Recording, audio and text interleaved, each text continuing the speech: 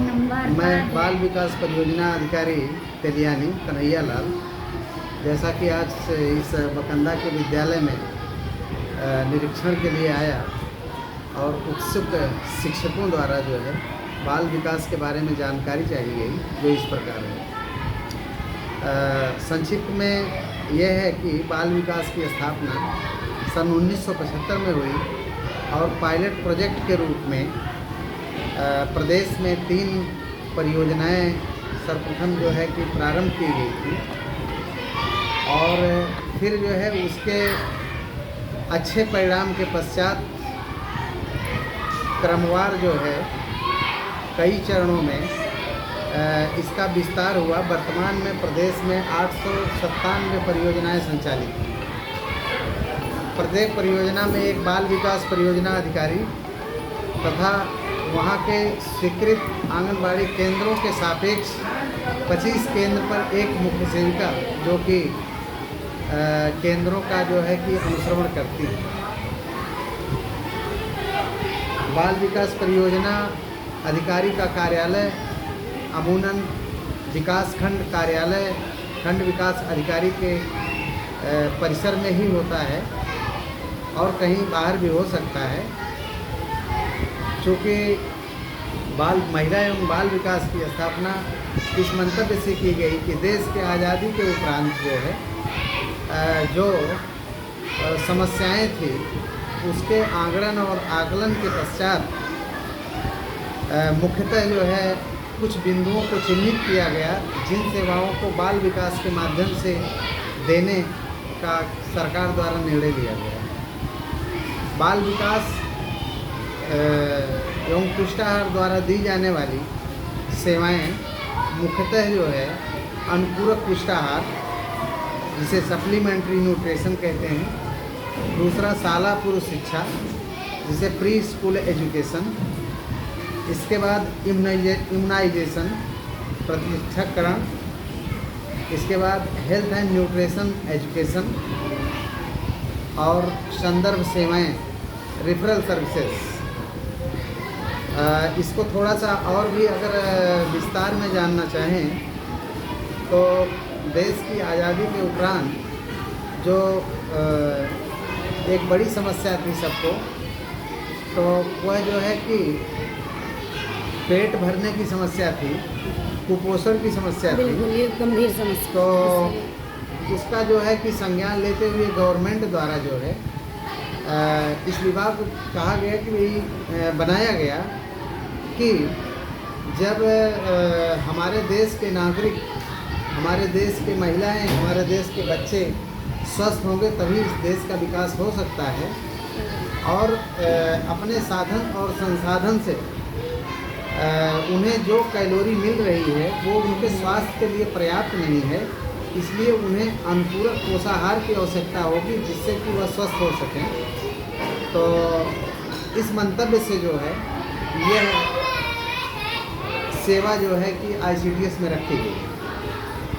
दूसरी सेवा जो शाला पूर्व शिक्षा है, जैसा कि हम लोग विद्यालय में बैठे हुए हैं और अभी बड़ा प्रासंगिक भी विषय है कि कई ऐसे विद्यालय जो है हमारे बंद हो गए हैं, है ना, जहाँ की बच्चों की उपस्थिति बहुत ही कम है। जी सर। इस प्रकार की स्थिति उस समय सरकार द्वारा आकलन किया गया था कि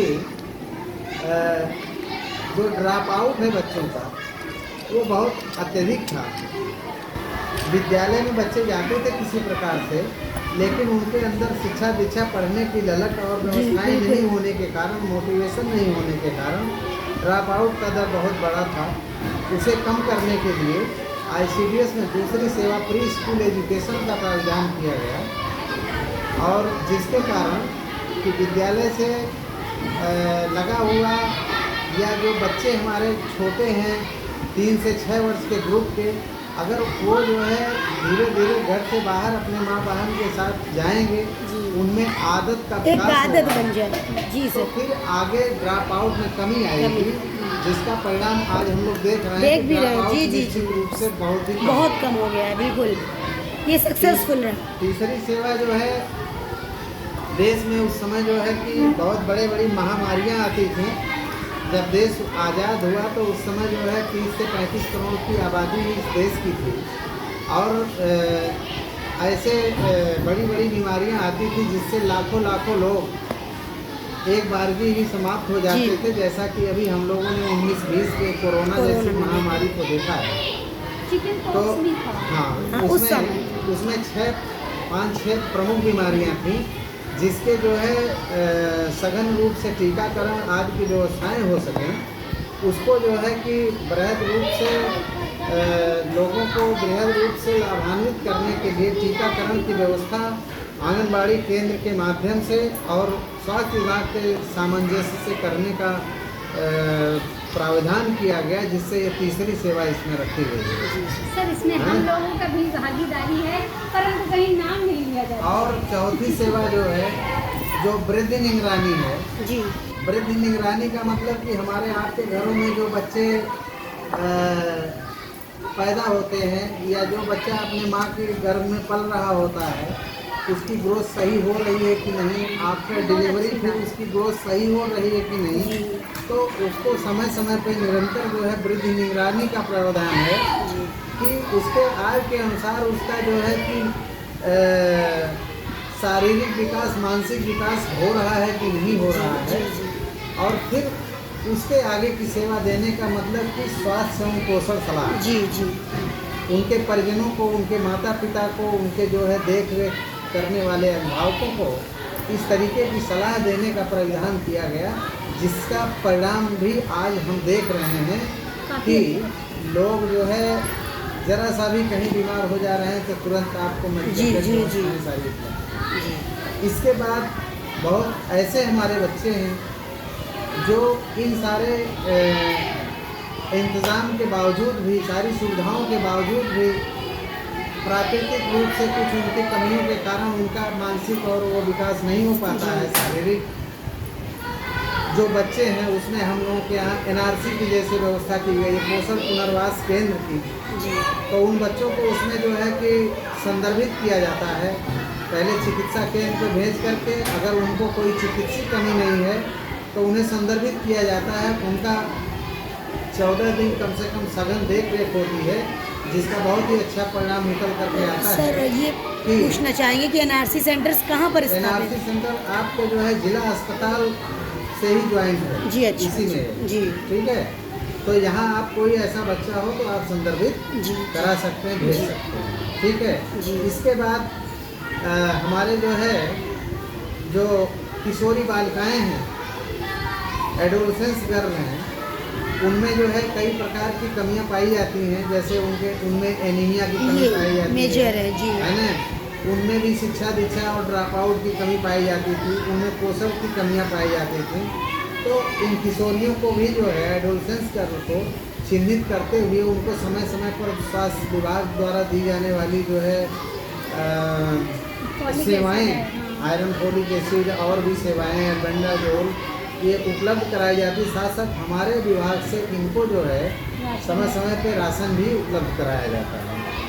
अब इसमें राशन के अलावा ऐसी किशोरियों को भी हम लोग चिन्हांकन कर रहे हैं जो विभिन्न ट्रेडों में प्रशिक्षण प्राप्त कर सकती जी, हैं, जी। इच्छुक हों। तो इनको आप लोग अगर चिन्हित करके देंगे तो आगे इनके प्रशिक्षण भी जनपद स्तर पे या क्लस्टर स्तर पे कराए जाएंगे। किस तरह की सर? जैसे ये ब्यूटिशियंस का कोर्स कर सकती हैं, हाँ, बिल्कुल, बिल्कुल। और इसके बाद जो है कि सिलाई वगैरह के काम कर सकती हैं। तो सर इसका कोई कंप्यूटर कैंप का काम लगवाएं कर आप पहले, सकती हैं। इसका कोई कैंप लगवाइए पहले तो जानकारी फैलाने के लिए। जानकारी के लिए कैंप तो खैर लगेगा, लेकिन अभी हम लोगों ने जो अपने सुपरवाइजर या आंगनबाड़ी केंद्र के माध्यम से जी उनका चिन्हांकन कर रहे हैं, तो हमारे यहाँ बहुत सारी लड़की कई बालिकाएं जो स्कूल गोइंग हैं, तो उनका जो है थोड़ा सा, चूँकि 2 महीने का प्रशिक्षण होगा, जी तो पहले तो उनके अभिभावक को मोबिलाइज करना है। जी जी फॉर्म कर लेंगे सर। अच्छा, चलिए फिर आप तुम जो है मैडम बहुत अच्छा ये काम है, आप उनको जो है 25-30 लड़कियों को ऐसे चिन्हित करके दीजिए, जी। जिनको एक सिद्ध पोर्टल करके है, उस पर आप खोल के देख भी सकते हैं, उस पर उनके पंजीकरण हो जाएंगे। और फिर यही ज़्यादा दूर नहीं, संगाँव के आसपास, और हम लोगों का तो ये क्षेत्र भी करीब है, तो शहर में होगा या संगाँव में उनका प्रशिक्षण करवा दिया जाएगा। सर संगाँव तो दूर है, मान लीजिए कि इसी साइड हो रोड के साइड ऐसा अब कुछ उसी का ये है ना कि वो जो चिन्हित करते हैं अपने सेंटर, लेकिन हम लोग कोशिश करते हैं कि चूँकि जो एडोलसेंस टर्म है वो 15 से 16 साल की, 17 साल की, 18 साल की लड़कियाँ होती हैं, तो उनको बहुत दूर ना जाना पड़े, तो थोड़ा सा उनकी यह भी परिजनों की होती है कि कहीं लड़कियाँ बाहर जाती हैं, उनकी सिक्योरिटी का वही इशू भी होता है। उसी चीज़ के लिए कह रहे है ना? हैं। मान लीजिए दुकानदार की 17-18 लड़के मिल तो गई, मोटी यही मोटा जो करानी है चाहिए। मैं आपका नाम थोड़ा मिस कर गया, कंचन। कंचन शर्मा जी, ये मोटी मोटा जो है मेरे विभाग की रूपरेखा जी है। जी जी और मैं हम लोग जो है हर विकास खंड में यहाँ तैनात हैं, है जी ना? जी तो अगर किसी विकास खंड में हमारे विभाग से कुछ हो जी। तो हमसे लाइजन कर सकते हैं। हाँ जी, कि मतलब किसी भी विकास खंड का वो केस हो, हम आपको कांटेक्ट करेंगे और आप उसको वहाँ से कांटेक्ट करके बिल्कुल बिल्कुल। सर। और दूसरी चीज़ कि कोई यदि ऐसा बच्चा हमें मिलता है या कोई ऐसी महिला मिलती है जिसका कोई राशन कार्ड नहीं बना है, उसका कोई कागज़ नहीं बना, तो क्या उसको भी तो मदद मिलनी चाहिए? बिल्कुल, अगर राशन कार्ड वगैरह का वो पात्र है, आजकल तो पात्र गृहस्थी बन रहा है, जी जी तो इसको आपूर्ति विभाग देखता है। जी इसको आपूर्ति विभाग देखता है, उसके अधिकारी जो है आपके यहाँ खंड स्तर पे रहते हैं, सप्लाई इंस्पेक्टर होते हैं, जी और एक खंड स्तर पे जो है ARO होते हैं, राशन एरिया अफसर बोलते हैं। जी और बाकी जो है अगर कहीं कोई ऐसी दिक्कत होगी बताइएगा, हम लोग जी हाँ, आप उनसे बोल सर। बहुत से लोग मुझे ऐसे मिलते हैं जो बहुत गरीब है और उनका राशन कार्ड भी नहीं बना। खंड शिक्षा अधिकारी बराबर हमारे पास में सवाल जी, सवाल देते हैं, हमारा बहुत जी जी हम अपने यहाँ के बच्चों के लिए चाहते हैं ये है, ठीक है। जी सर। और बहुत ही महत्वपूर्ण सेवा है, क्योंकि आप लोग देखते होंगे कि आदमी के पास चाहे जितना भी धन दौलत और व्यवस्थाएँ हो जाए, अगर उसके परिवार के बच्चे और महिलाएं नहीं ठीक होंगे, जी बिल्कुल तो फिर बिल्कुल उनका सर। विकास जो है नहीं होता। जी जी। तो हमें महिलाओं और बच्चों पर ही विशेष ध्यान देना है सर।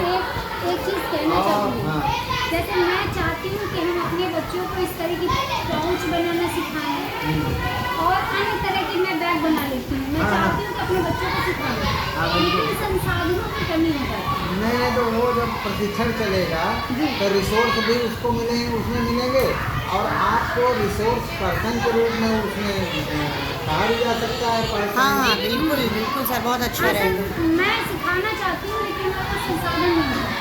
चलिए ठीक है, कोशिश करी जाएगी। बच्चे हमारे तो सर बहुत बहुत धन्यवाद, आपने हमें बहुत अच्छी जानकारी दी। और सर अंत में सर अपना नाम भी बता दें। मैं नाम तो बताया था मैडम, मैं कन्हैया लाल मेरा नाम है, जी है सर, ना? नाम सर आपका बहुत अच्छा है और उसी तरह की सेवाएं भी हैं। और बहुत बहुत धन्यवाद सर। इससे ये होगा आप कि यदि मुझे कहीं पर भी कोई भी ज़रूरतमंद दिखेगा तो मैं तुरंत आपको फ़ोन निश्चित करूँ। रूप से धन्यवाद। हम और आप सब लोग मिलकर ही सोसाइटी के लिए कुछ करेंगे, क्योंकि ये लोग अपने मन से सेवाओं का लाभ नहीं ले पा रहे हैं। बिल्कुल बिल्कुल। जागरूकता की बहुत कमी है, तो उन्हें जागरूक करना है सर, और उन्हें ज़्यादा से ज़्यादा लाभ दिलाने हैं सरकार के। सर एक छोटी सी रिक्वेस्ट है, हमारे यहाँ एक लेडी आई थी अभी, उनका सर- बच्चा टीकाकरण हुआ। इस वीडियो को हम यहीं पे बंद करते हैं सर। सर बहुत बहुत धन्यवाद, नमस्ते सर। धन्यवाद धन्यवाद। Thank you principal ma'am.